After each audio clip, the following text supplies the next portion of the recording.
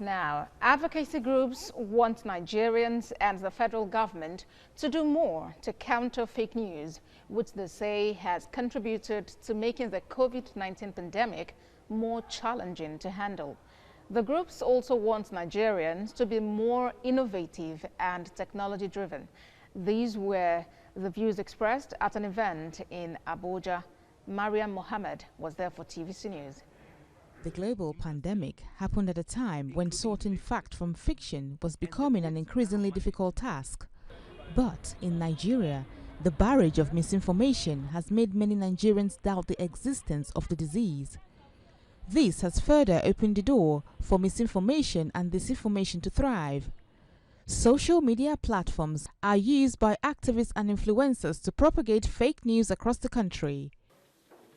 Advocacy groups urges the federal government to establish a two-way communication with her citizens.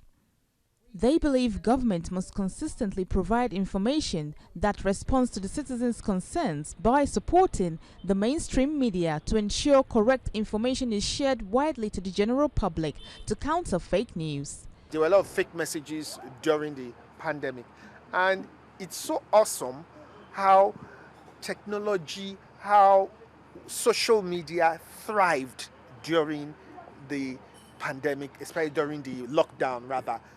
It's so awesome how it thrived. We must try as much as possible to shun fake news, while those of us who are in and around government give the news quickly. Because what we do, if we give news quickly, those who give fake news will not be able to give their fake news. But once we in government tends to keep quiet, we keep mute when we ought to speak and speak when we ought to keep mute here, then we give the advocates and proponents of fake news the speed to go ahead of us.